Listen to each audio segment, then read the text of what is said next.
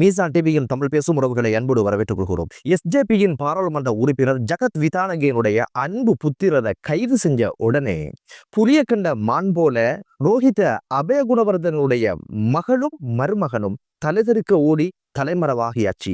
இவங்களை கைது செஞ்ச இவளுக்கு என்னதான் பிரச்சனை அப்படின்ற விஷயங்களை பேசுறதோட சீனியர் டிஐஜி நிலந்த ஜெயவர்தன தனது பதவியில் இருந்தவரை தூக்கி வீட்டுல உட்கார வச்சிருக்கிறாங்க. இவரை சுத்தி நடந்த கதை அம்சங்கள் என்ன என்ற பல்வேறு விஷயங்களை பேசுறது தான் இன்றைய பதிவு.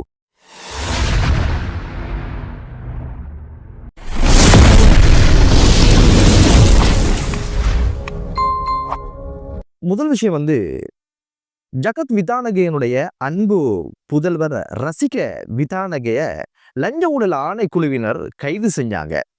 கைது செஞ்சது மிகப்பெரிய ஒரு பரபரப்பாக பேசப்படுறது போல இன்னொரு குடும்பத்துக்கு அது பிரச்சனையாக மாறியது. அதுதான் ரோஹித அபயகுணவர்தனுடைய மகளும் மருமகனும் திடீரென தலைமறைவானாங்க. இவங்களை கைது செஞ்சா அவங்களுக்கு என்னதான் பிரச்சனை அப்படின்னு பார்த்தா இந்த கைதுக்கான காரணமே அங்கதான் தொடங்குது.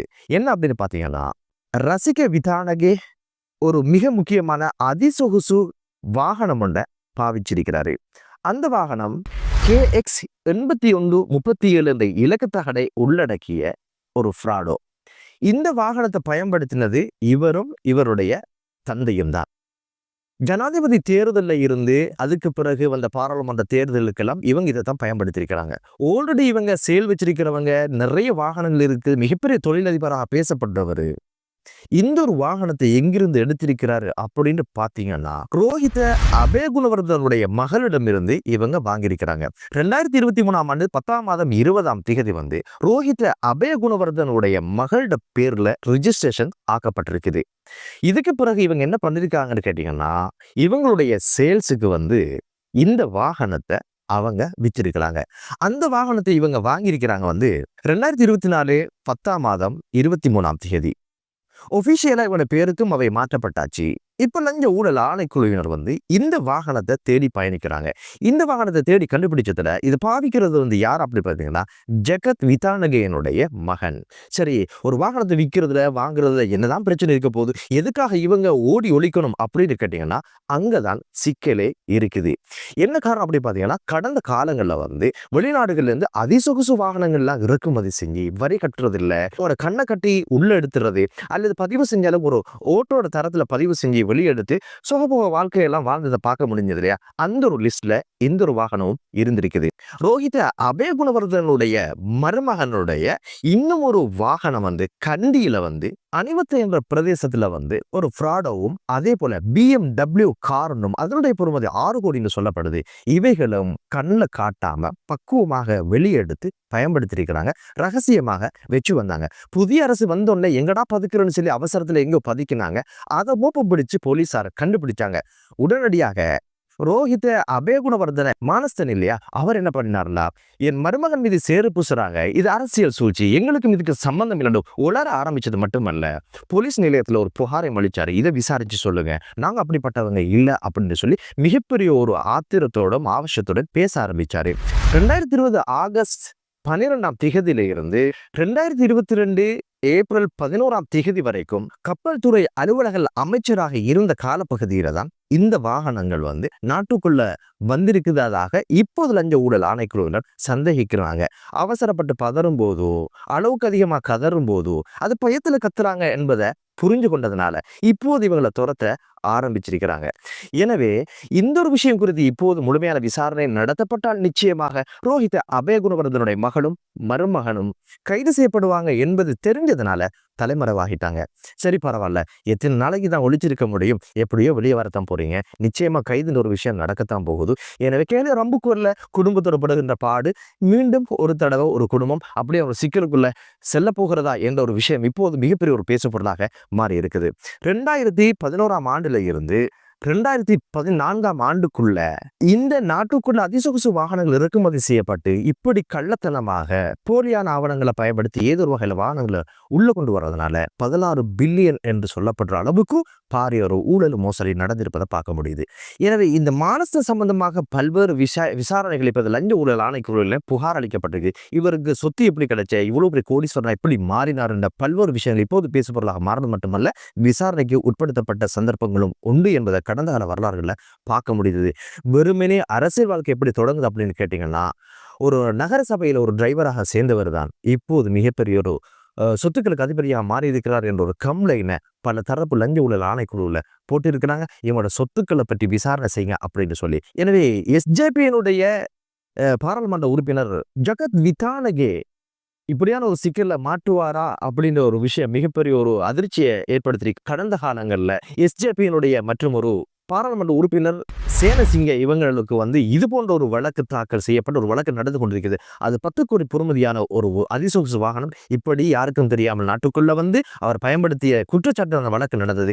இவர் அமைச்சராக இருக்கிற காலத்துல அவர் மகளுக்கு 34 ஏக்கர் காணிய கண்டி பிரதேசத்துல அவர் சட்டத்துக்கு முரணாக வழங்கி இருக்கிறார் ஒரு விஷயம் இப்போது பேசுபொருளாக மாறி இருக்கிறத பார்க்க முடியுது. என்னதான் இருந்தாலும் இவர்களுக்கு எதிரான ஊழல் சம்பந்தமான விஷயங்கள் இருக்குமாக இருந்தால் தண்டனை கிடைக்க வேண்டும் என்ற பிரார்த்தனையோடு மற்றொரு விஷயத்தை பார்க்கலாமாக. சீனியர் டிஐஜி நிலந்த ஜெயவர்தனுக்கு என்ன நடந்த அப்படின்னு பாத்தீங்கன்னா, இவர் தான் ஈஸ்டர் தாக்குதல் நடந்த காலப்பகுதியில அரச புலனாய்வுடைய பிரதானியாக இருந்தவர். இவருக்கு ஈஸ்டர் தாக்குதல் சம்பந்தமான தகவல்கள் முன்கூட்டி கிடைத்தும் அதற்கான தடுப்புக்கான எந்த ஒரு வழிவகைகளும் செய்யவில்லை என்ற குற்றச்சாட்டு தான் அப்போதிலிருந்து இன்று வரைக்கும் வலுக்க ஆரம்பித்தது. இந்த தாக்குதல் நடப்பதற்கு பல தினங்களுக்கு முன்னால் இப்படியான ஒரு தாக்குதலை ஜஹ்ரான் மேற்கொள்ள போகிறார், கிறிஸ்தவ தேவாலயங்களை இலக்கு வைத்து என்ற ஒரு விஷயம் அவருக்கு கிடைக்க பெற்றும் அது சம்பந்தமான எந்த நடவடிக்கையும் எடுக்கவில்லை என்ற குற்றச்சாட்டு பல்வேறு விசாரணைகளை தெரிய வருது. ஜனாதிபதி ஆணைக்குழு விசாரணையிலும் கூட இந்த தகவல்கள் இவருக்கு கிடைத்திருக்கிறது ஏப்ரல் 3, 4 போன்ற திகதிகளிலும் 5ஆம் திகதிகளிலும் அதுக்கு மேல ஏப்ரல் 20ஆம் திகதி இப்படி ஒரு தாக்குதல் நடக்க போகுது பல்வேறு விஷயங்கள் தெரிய வந்தும் இவர் உரிய நடவடிக்கை எடுக்கவில்லை.